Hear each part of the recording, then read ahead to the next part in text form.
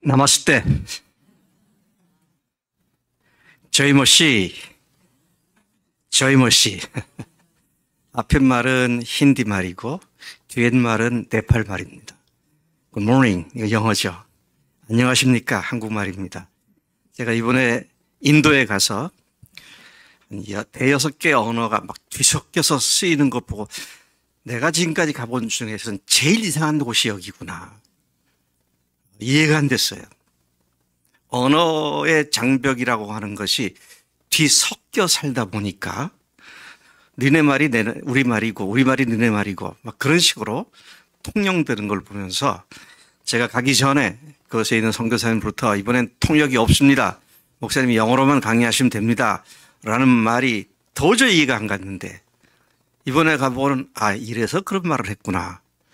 그럼에도 불구하고 제가 설교를 할 때, 영어로 설교할 때, 강의할 때에는 한 사람이 나와서 벵갈어로, 또 다른 사람이 나와서는 힌디어로, 또 어떤 사람은 네팔 말로, 여러 말이 동시에 여러 언어로 가는 게 하나, 영어를 한 언어로 통역하는데 다른 사람이 다 알아듣고 있는 참 이상한, 세상에서 또 이런 곳이 또 있을까?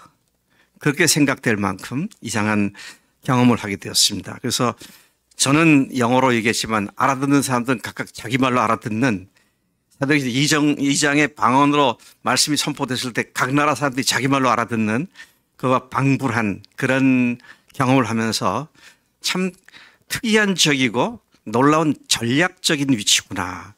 그런 사실을 알게 되었습니다. 그래서 좀 이따가 설교 말미에 좀 더 자세히 말씀을 드리도록 하겠습니다. 오순절 성령 강림 사건이 있을 후에 예루살렘 교회 교인들은 성령의 충만함을 받고 예수께서 부활하신 하나님이시라는 사실, 그분이 주님이라는 사실을 각곳에 나가서 전파하기 시작을 했습니다. 예루살렘부터 온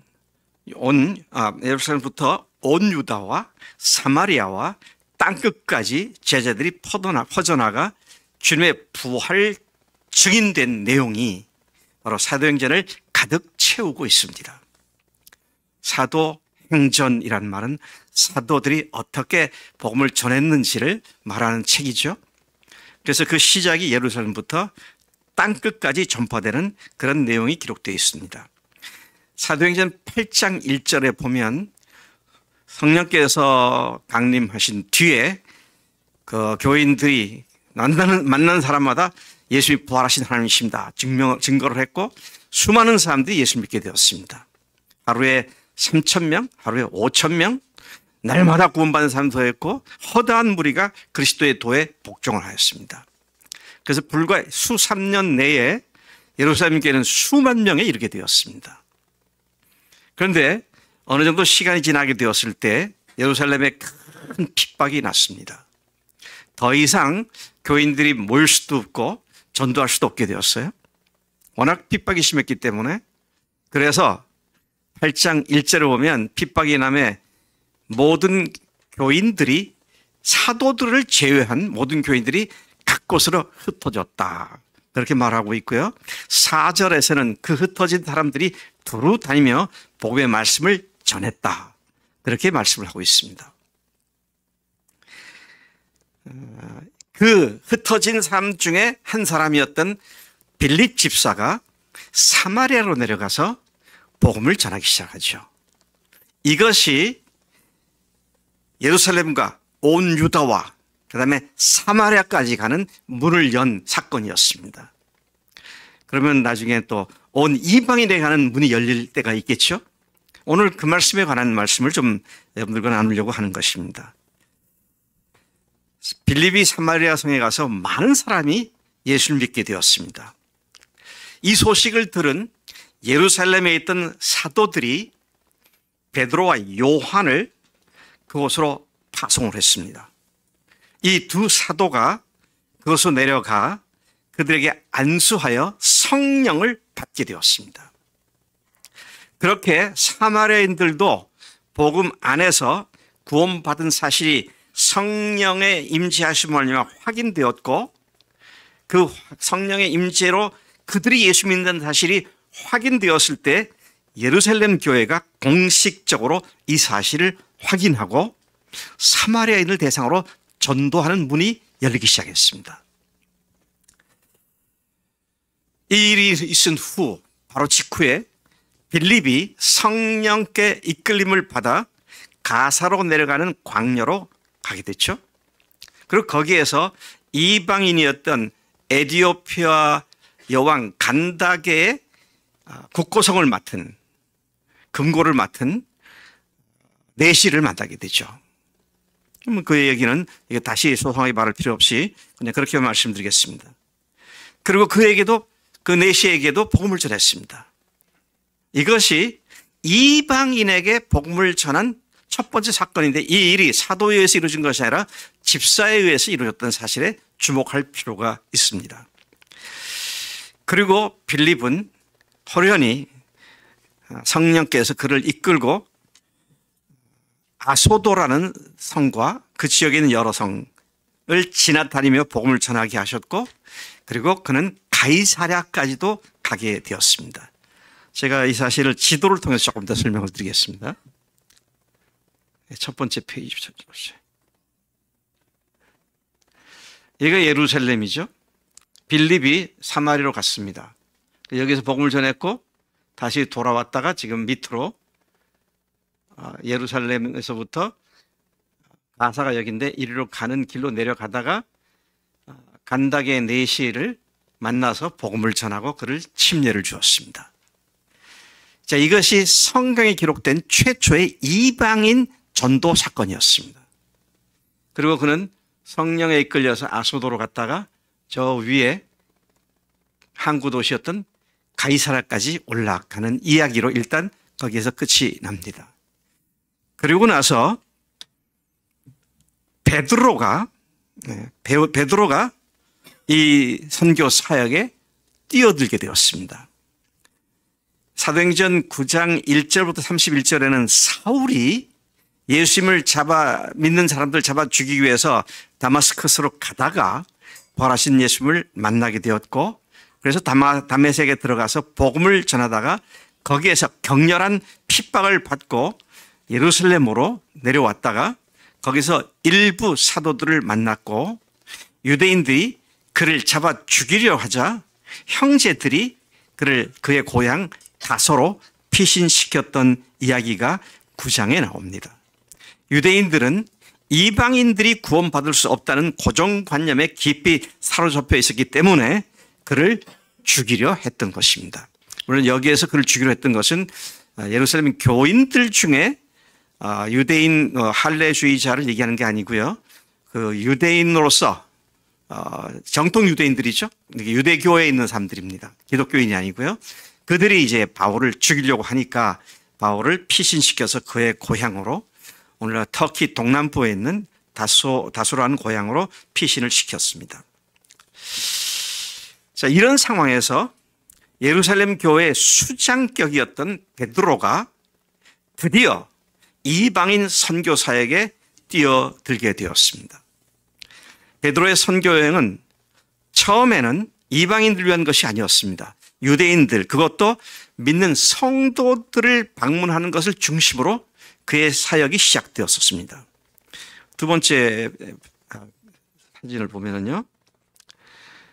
지금 여기 예루살렘이 잘 안 나옵니다만 예루살렘에서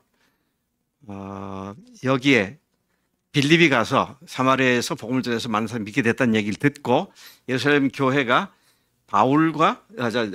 베드로와 야고보를 이렇게 여기서 파송을 해서 확인을 하고 거기서 안수를 했을 때 성령께서 임하셨습니다.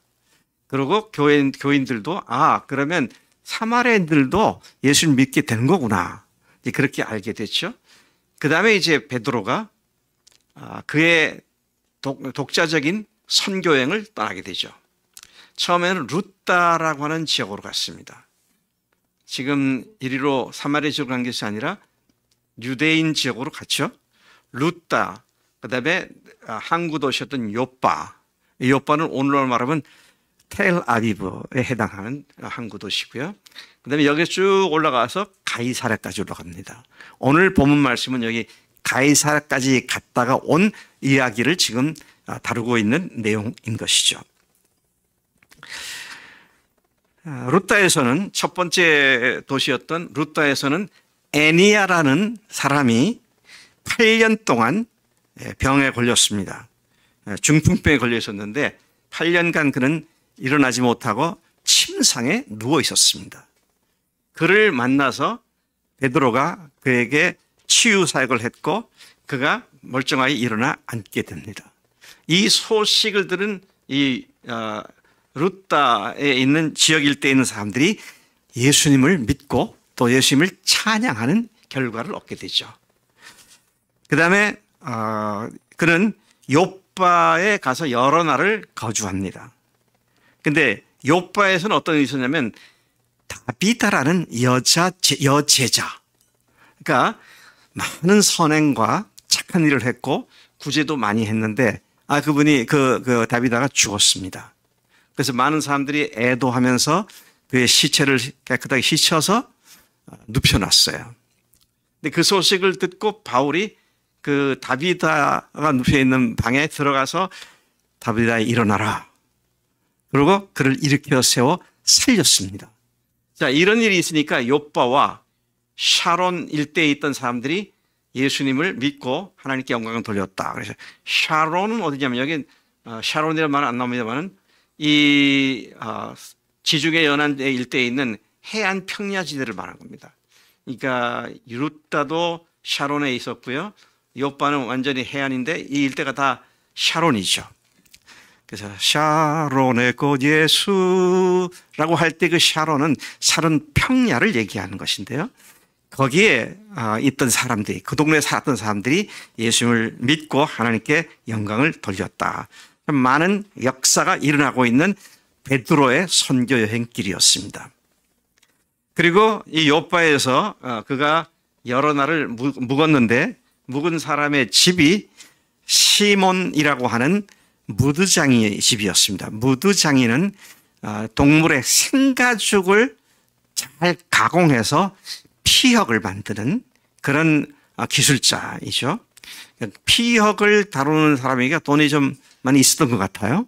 거기서 여러 날 기거했다. 거기 머물렀다. 그렇게 성경은 말하고 있습니다. 자, 이 일이 있은 후 베드로의 선교 여행 대상 지역이 바뀌게 됩니다. 그의 사역이 더 이상 유대인에게 국한되지 않고 이방인에게로 선교 사역이 시작되었다는 말씀이죠.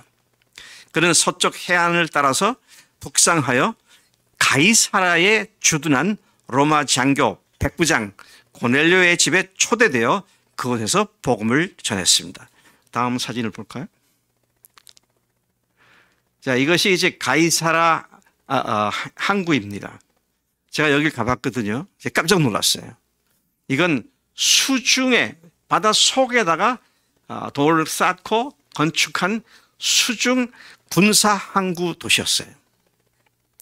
뭐 웬만한 그 문제로는 함락되지 않을 수 있는 그런 철저한 것이었고 이 항구를 통해서 로마 군인들이 팔레스타인 지역 일대로 들어와 그걸 장악하고 통치했던 주 통로 역할을 했던 것이죠.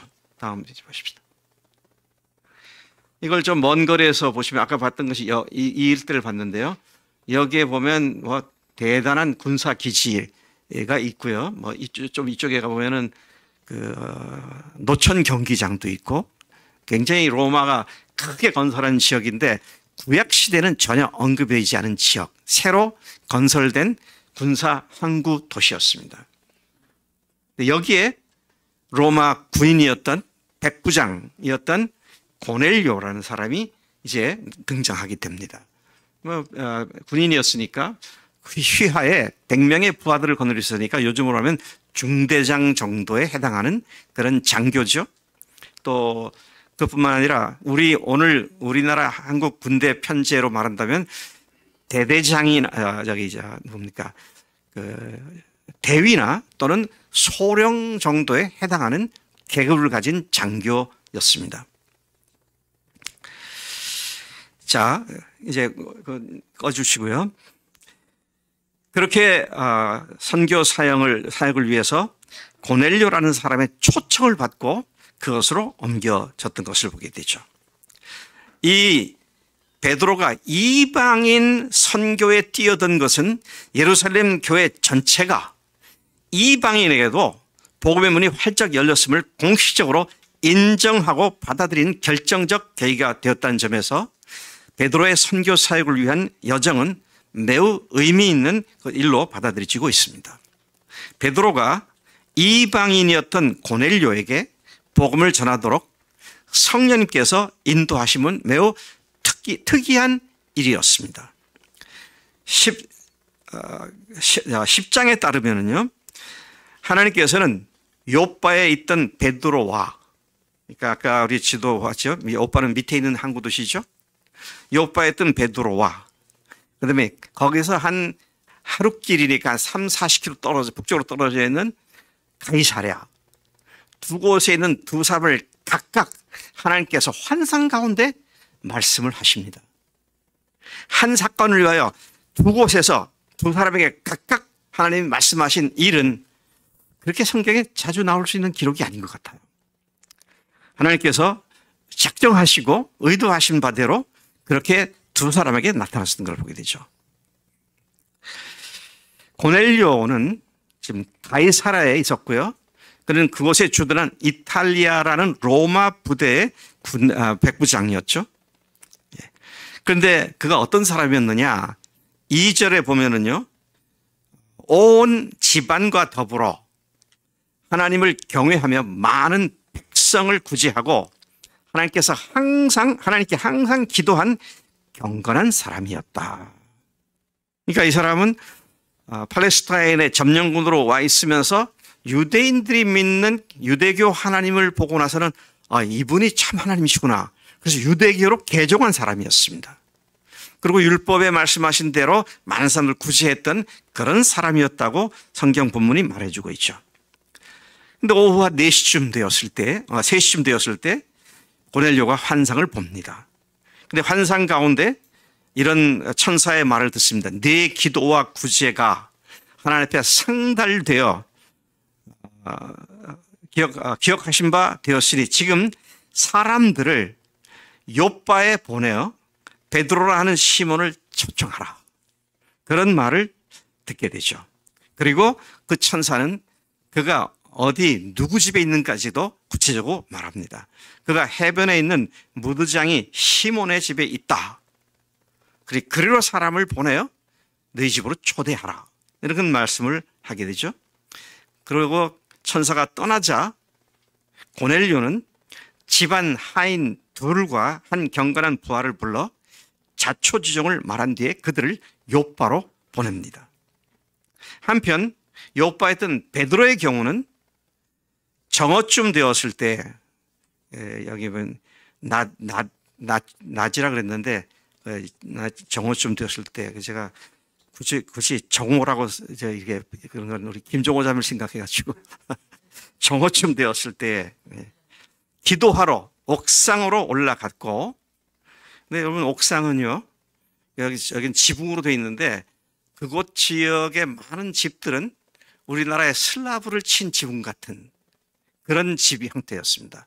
그러니까 옥상으로 올라가면 거기에서 뭐 할 수도 있고 뭐 멀리 볼 수도 있고 이제 좀 쉬는 시간도 가질 수 있고 그런 위치였는데 거기에 올라갔는데 그때가 정오 때니까 배가 고플 때잖아요. 그러니까 밑에서는 사람들이 점심을 준비하고 있었습니다. 그런 와중에 천사가 나타나게 되죠. 그가 환상을 보기 시작합니다. 어떤 환상을 보았느냐?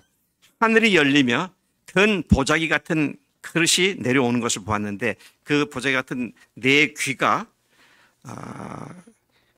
네 귀를 메어서 밑으로 내려지는 것을 보았습니다. 그리고 그 안에 보니까 땅에 있는 각종 네 발 가진 짐승과 기는 것과 공중에 나는 새들이 있는 것을 보게 되죠.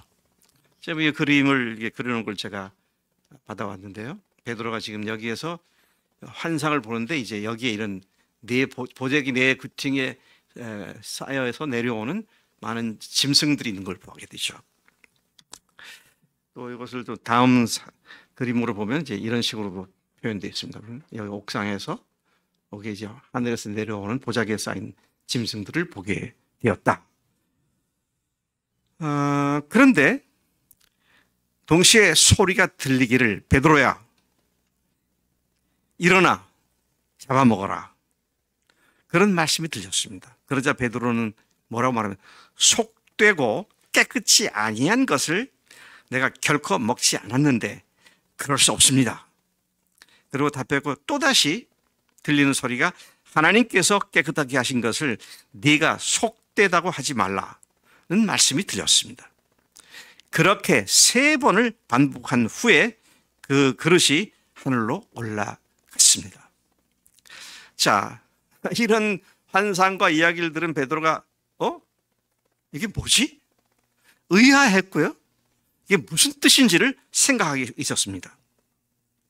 근데 마침 그때에 고넬료가 보낸 사람들이 시몬의 집을 찾아 문 앞에 서서 베드로를 찾았습니다. 절묘한 타이밍이죠. 그때 성령께서 베드로에게 말씀하십니다. 2 사람이 너를 찾으니 일어나 내려가 의심하지 말고 함께 가라. 내가 그들을 보내었다. 라고 말씀하셨습니다. 그래서 베드로가 자기를 찾는 사람들에게 내려가서 내가 베드로인데 무슨 일이냐? 왜 나를 찾느냐? 묻자 그들은 온 유대 사람들이 칭찬하는 의인으로서 하나님을 경외하는 백부장 고넬료가 천사의 지시를 받아 우리를 당신의 집으로 보내서 당신을 초청해서 하나님의 말씀을 듣기를 원합니다. 그렇게 대답을 하니까 그 말을 들은 베드로는 그들을 집 안으로 불러들여서 그날 밤 함께 유숙하게 되는 것이죠. 자, 이런 일이 욥바에서 발생을 했습니다. 그 이튿날 베드로는 욥바에서 자신을 따라온 몇몇 형제들과 함께 고넬료가 보낸 사람들을 따라 하룻길을 가이사랴로 갔습니다. 욥바와 가이사랴의 거리는 30-40km 정도 하룻길이었던 것을 여기서 보게 되는데요. 가이사랴의 고넬료 집에 도착했을 때 고넬료가 그의 친척뿐만 아니라 가까운 사람들을, 친구들을 모아놓고 베드로가 오기를 기다리고 있었습니다. 그들은 하나님 말씀을 들을 준비가 되어 있었습니다. They were ready to listen the word of God. 하나님의 말씀을 들을 준비가 되어 있었습니다. 자, 거기에 가서 이제 묻습니다. 무슨 일로 나를 불렀느냐? 베드로가 물었습니다. 그러니까 고넬료가 자기가 본 환상과 천사가 욥바에 있는 베드로를 초대하는 말씀을 듣고 내가 사람을 당신에게 보냈다. 잘 오셨습니다. 라고 그를 환영하게 되죠. 이제 주께서 당신에게 명하신 모든 것을, 당신에게 명하신 모든 말씀을 듣기를 원하니 우리가 다 그 목적으로 하나님 앞에 모여 있습니다. 이에 베드로는 하나님은 사람을 외모로 보지 않으시고 어느 나라 어느 민족 사람이든 하나님을 경외하고 의를 행하는 사람은 다 받으시는 줄을 깨달았다라고 말을 했습니다. 이 말은 무슨 얘기입니까? 그전에는 이방인에 대해서 선입견과 편견을 갖고 있었던 얘기죠. 근데 이제 보니까 이방인이나 누구나 하나님께서 의롭게 보시는 사람들은 하나님께서 다 받으시는 것을 알게 되었다. 이런 얘기를 하고 있는 것이죠. 그리고는 예수께서 하신 일과 특히 유대인들이 그분을 나무에 매달아 죽였고 그러나 하나님이 사흘 만에 다시 살리셔서 나타내셨는데 모든 사람에게 나타낸 것이 아니라 오직 미리 택하신 증인, 곧 죽으시고 부활하신 후 그를 모시고 음식을 먹은 우리에게 그분이 나타내 주셨다. 그 일에 우리를 전도하라고 하셨는데 하나님이 살아있는 자와 죽은 자의 재판장으로 정하신 이 예수가 예수인 것을 우리가 증언하였고 그에 대하여 구약의 모든 선지자들도 증언하기를 그를 믿는 사람들마다 다 그의 이름을 힘입어 죄사함을 받는다고 하였고 복음을 그렇게 핵심적으로 선포를 했습니다. 열렬한 기대감을 가지고 초대를 받은 이 베드로가 얼마나 마음이 좋았겠어요. 그래서 그들에게 대신 좋은 얘기도 많이 해주고 그럴 수 있었을 텐데 그는 딴소리하지 않고 핵심적인 복음을 딱 얘기를 한 거죠. 유대인들이 죽인 이 예수를 하나님께서 살리셔서 부활하신 그분이 우리에게 나타나셨는데 하나님께서 그 예수님을 증언하도록 우리를 보내셨다. 이 예수님이 하나님이시다. 이분이 심판장이시다. 자, 이런 이야기를 하면서 복음의 핵심을 선포한 것을 보게 됩니다. 지난 주일날 여러분들 나가서 전도하셨다고 제가 많은 교인들이 나가서 전도했다는 얘기를 들었습니다. 무슨 전도를 어떻게 하셨나요? 예수 믿으세요. 복 받습니다. 우리 교회 오세요. 그러셨나요? 예수님이 죽으시고 부활하신 하나님이십니다. 그 말씀이 핵심적으로 전해졌나요? 이게 참 우리가 전도하는 것도 어렵지만 했을 때에 잘못하는 경우가 많이 있는 것 같아요. 나중에 복음은 나중에 듣고 어떤 교회는 오게 한다든지 또 그렇게 안 한다 하더라도 하나님께 대해서 열린 마음을 갖게 한다든지 그렇게 해서 예수 믿는 사람은 별로 없더라고요. 전혀 없다는 얘기는 아닙니다. 별로 없어요. 근데 뭐 시간이 짧든 길든 핵심은 뭐예요? 그분이 우리를 위해서 세상에 오셔서 죽으시고 부활하신 하나님이시다. 이게 지금 베드로가 자기에게 마음을 활짝 열어놓고 듣기를 기대하고 있던 사람들에게 핵심적으로 전한 내용이 이것이다 하는 것이죠. 베드로가 이 말을 할 때 성령이 말씀을 듣는 모든 사람에게 내려오셨고 베드로와 함께 온 할례 받은 신자들이 이방인들에게도 성령 부어 주심으로 말미암아 놀랐는데 그들이 방언으로 하나님을 높이는 모습을 보아야 했던 것이었죠. 그 일로 베드로는 함께 온 자들에게 이 사람들이 우리와 같이 성령을 받았으니 예수 그리스도의 이름으로 침례를 베풀어라. 그래서 그때 침례를 준 거는 요바에서 같이 왔던 다른 교인들이 침례를 베풀었다고 성경은 말하고 있고 그리고 며칠을 더 그곳에 머물렀다. 그렇게 말씀하고 있습니다. 베드로가 얼마나 놀랐을까요? 자긴 자기대로 고넬료대로 하나님께서 각각 말씀하셔서 찾아갔더니 거기 많은 사람들이 모여가지고 말씀을 듣기 위해서 모였고 그리고 거기서 성령께서 임하셨고 드디어 그들이 예수 믿게 된 이 사건을 보면서 베드로가 아마 마음속에 굉장한 충격을 받을 수 있었겠구나 그런 생각을 하게 되는 것이죠. 그런데요, 이 소식이 예루살렘 교회에 전해졌습니다. 여러분, 그런 소식이 전해지면 예루살렘 교인들이 어떻게 해야 될까요? 할렐루야 기뻐하고 와 거기에 이방인이 그렇게 됐구나 라고 해야 하는데 전혀 반대 일이 발생했습니다. 아니 뭐? 베드로가? 우리의 리더가 이방인의 집에 들어가서 밥을 먹고 같이 자고 그렇게 했다고?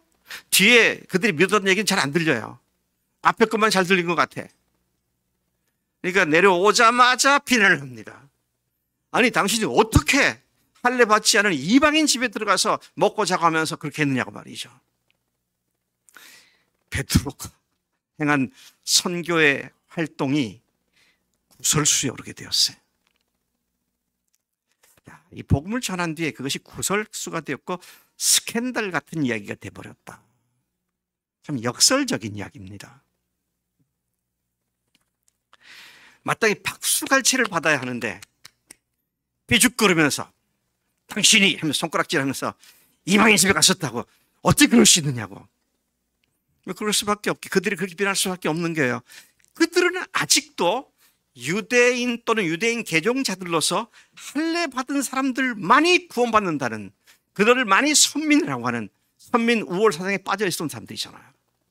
그런데 어떻게 베드로가 그런 사람들 집에 가가지고 먹었으면 잤다고? 그러면서 이제 열이 난 거죠.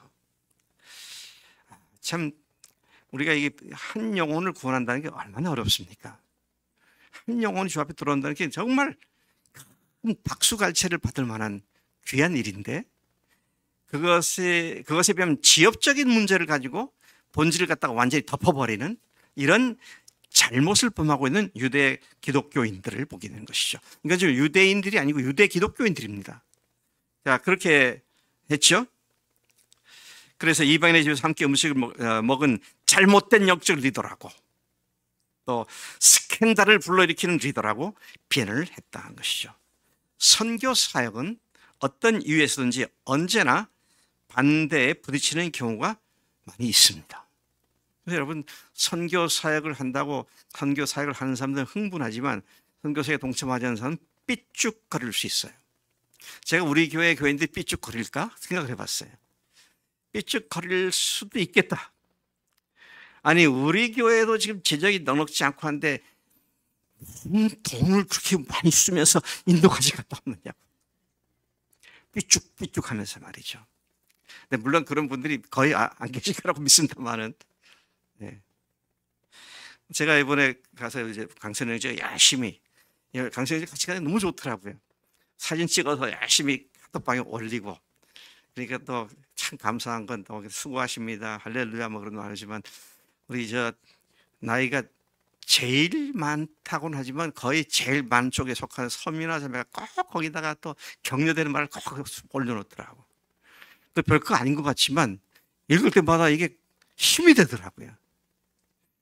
카톡에 그거 보고 아무 대꾸 안 하는 사람 회개하세요? 그게 전투하고 있는 사람에게 굉장한 힘이 되더라고요. 네. 어쨌든 간에 이제 그런 일이 있으니까 베드로가 그 예루살렘 교인들에게 다시 그 일의 자초 지종을 자세하게 설명하기 시작합니다. 베드로는 자신이 환상 가운데 본 것과 들은 말씀을 소상히 설명했고, 또 동시에 고넬료가 환상 가운데 천사로부터 들은 일에 따라 사람들을 자신에게 보는 사실을 설명한 후 자기가 그곳에 갔을 때 성령께서 임하신 사실과 그들에게 침례를 받은 사실을 말하게 되자 베드로를 공격하던 그들이 이 말을 듣고 잠잠하여 하나님께 영광을 돌려 말하기를, 그러면 하나님께서 이방인에게도 생명 얻는 회개를 주셨도다 라고 확증하게 됩니다. 누가요? 예루살렘 교회 교인들이. 이때로부터 공식적으로 이방인에게 나가서 복음 전하는 것에서 시비 거는 것이 끝이었습니다. 베드로의 이거 왠지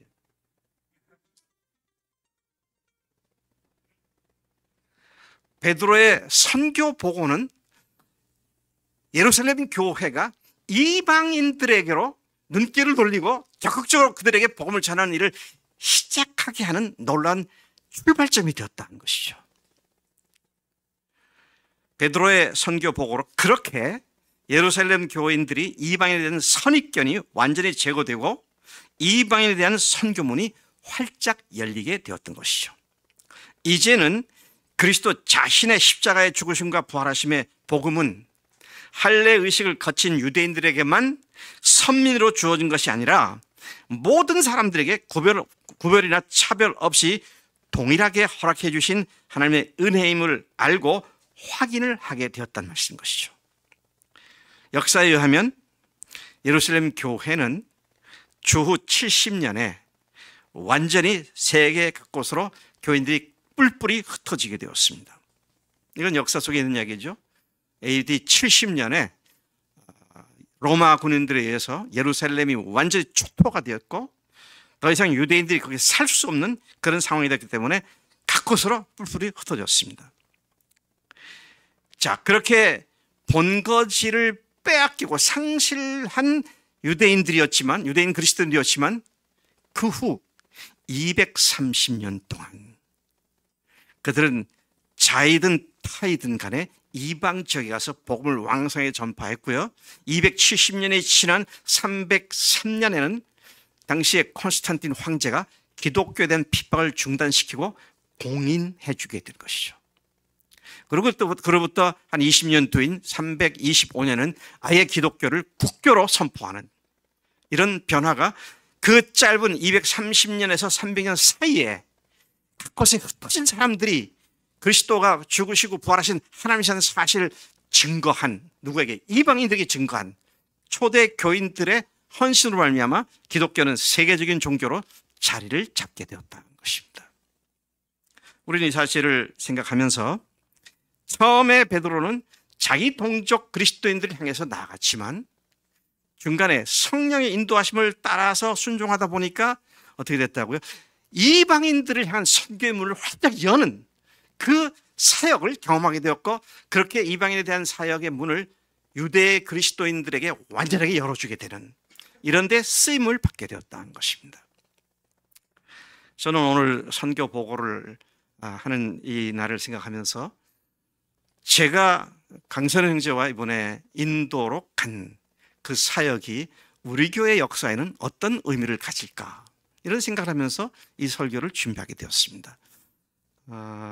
아까도 말씀드린 것처럼 저도 이번에는 하나님께서 왜 그곳으로 보내셨는지, 하나님 왜 저로 하여금 제가 경험해보지 못했던 이상한 곳에서 통역도 없이 하나님이 하시는 일이 무엇인지 이런 것을 알기 위해서 귀를 쫑긋 세우고 아주 생각을 초미의 관심사를 두고 거기다 두고 갈 때부터 올 때까지 계속 묵상하고 성령님께 알려달라고 말씀드렸어요.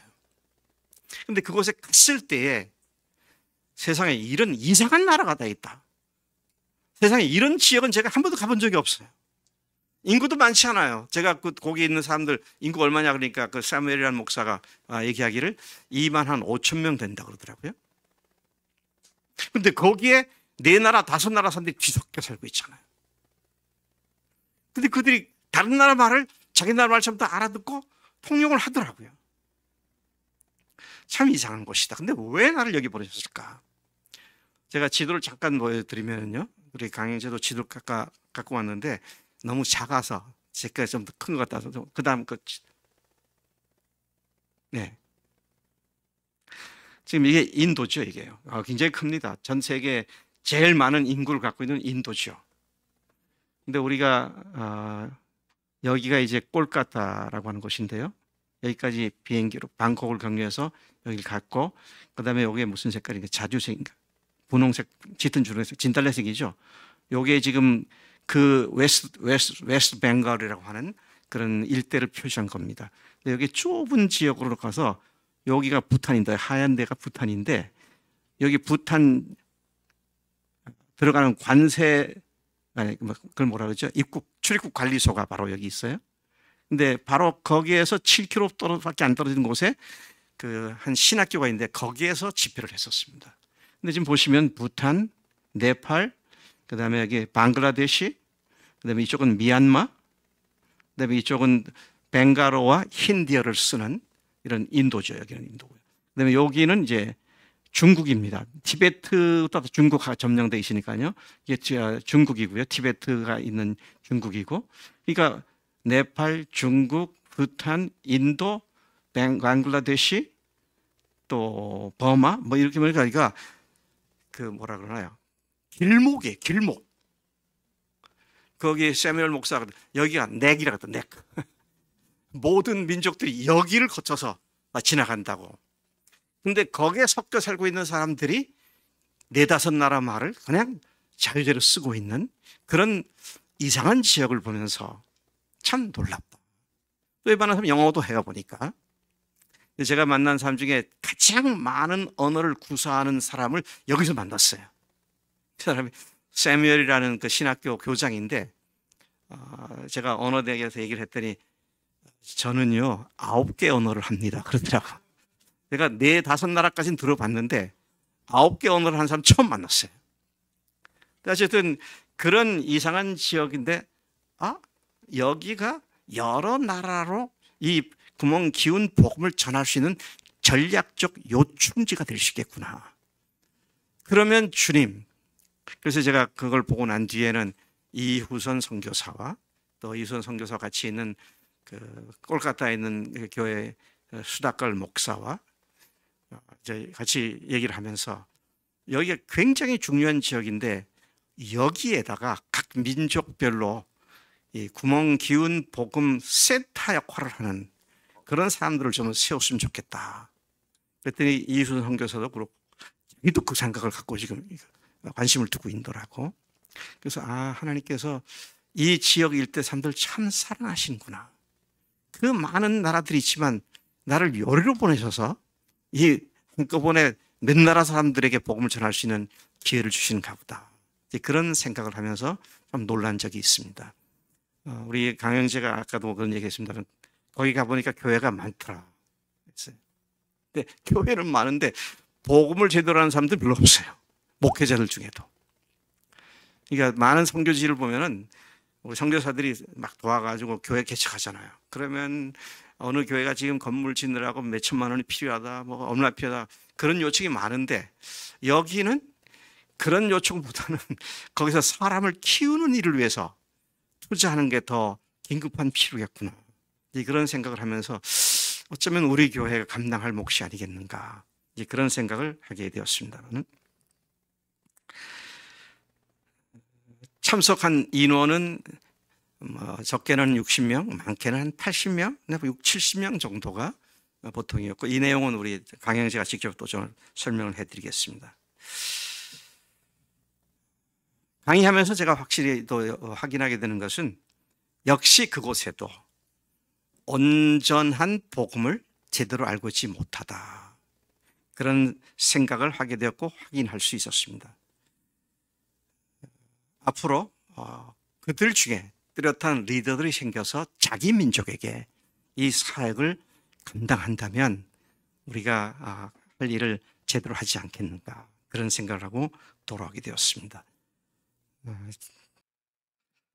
제가 아직도 쇼맨십이 좀 부족해서 아침에 이걸 갖고 왔는데 막상 이걸 사용하지는 않은데요. 거기 인도를 가면 손님들에게 환영의 뭐라 그러나 머플러 같은 걸 이렇게 씌워주더라고요. 이렇게 목에다가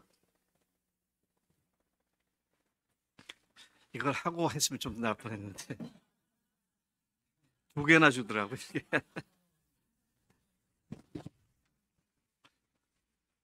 좀 특별해 보입니까? 결코 쉽지 않은 여행이었습니다. 몸 육체적으로요. 그리고 여행을 하다 보면 하나님께서 항상 그 보너스를 주시더라고요. 이번에 보너스는 다질릉이라고 하는 2,000 몇백 미터 되는 산에 올라가면 카첸중가나 에베레스트 산을 거기서 에베레스트를 보이니까요. 제가 생각에는 아까 봤던 사진 중에 오른쪽이 카첸중가라면 그 왼쪽에 있는 게 에베레스트가 아닐까. 지도 보니까 멀지 않더라고요. 그래서 그걸 보는 것이 이번엔 보너스겠구나. 그런데 안 주시더라고. 밑에서도 안 보이고 위에 올라와서도 안 보이고 이상하다. 왜 보너스 안 주실까? 그리고 이제 콜카타로 돌아왔습니다. 예상하기를 이번 여행이 좀 힘들 거다. 그런 예상이 됐기 때문에 가기 전에 좀 좋은 호텔에 하루라도 좀 푹 쉬다 왔으면 좋겠다. 그래서 하얏트 호텔을 예약을 했어요. 방 하나를 예약해서 거기에 침대 2이 있는 작은 방을 예약했습니다. 그 체크인 하러 갔더니 그 카운터에 있는 사람들이 한참 보더니 방 2개가 예약돼 있는데 뭔 소리냐고. 그래서 갖고 간 그 예약한 거 하고 컨펌 확인서 다 프린트 갖게 보니까 자기들은 그렇게 맞는데 어쨌든 자기들은 이미 2방을 지불을 받았다고. 그래서 좀 그것 때문에 신경을 좀 벌리다가 근데 문제는 그 작은 방도 하나도 없는 거예요. 이 사람들이 다른 사람 다 주고. 그랬더니 어쨌든 이제 뭐 방 없으면 다른 데 그 밤에 어디 갈 수도 없고 그래서 지금 방 2개를 만들어라 했더니 한참 했더니 좀 큰 방을 들어도 되겠냐고. 어떤 방 주려냐 하니까 대통령들이 묵는 방이라고. Presidential Suite라고. 또 하나는 그보다 좀 작지만 그것도 Diplomatic 그러니까 외교관 방이라고.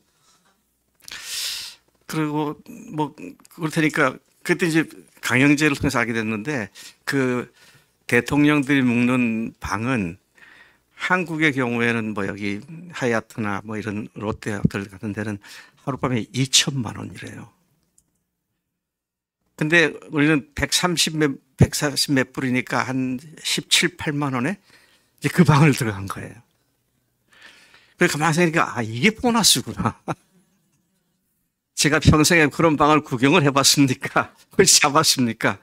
전혀 예상치 않게 그날 밤에 그 들어가 보니까 참 희한한 거는 침실을 하나인데 큰 거실, 그다음에 또 옆에 또 회의실, 화장실이 2개, 그다음에 또 요리사를 불러가고 요리할 수 있는 식당이 또 하나. 그래가지고 세상에 내가 이런 데를 다 잡구나. 근데 그게 비싸서 그런지 침대도 좋더라고요. 네, 그랬더니 강의자도 침대는 좋더라고요. 그래서 이제 그런 보너스로 좀 쉬게 하셨구나. 그런 생각도 하게 됩니다. 근데 이제 우리가 세상 끝나고 중요할 가면은 이 프레지덴셜이 아니라 뭐 트리니티 스위트가 될지. 그리고 이거는 이제 그 세미나가 다 끝난 뒤에 아까 여기 사진 잠깐 나왔습니다만은 참석한 사람들이 다 참석은 여기 시키진 않았습니다만은 이렇게 같이 여기에서 모여서 제목이 Mending Holes in the Gospel, 복음의 구멍을 깁는 사역 세미나 이렇게 받았습니다. 제가 앞으로 하나님께서 그곳에서 어떤 일을 우리 교회에 맡기실지를 기대하면서 이제 시작을 한 시점이구나, 그런 생각을 하게 됩니다. 아까 우리 말씀을 보았던 것처럼 베드로의 선교 보고가 예루살렘 교회와 전 세계 교회가 시작점이 되었던 것처럼 시작이 되었으니 하나님께서 하실 일을 잘 귀담아 듣고 순종할 때 우리가 상상치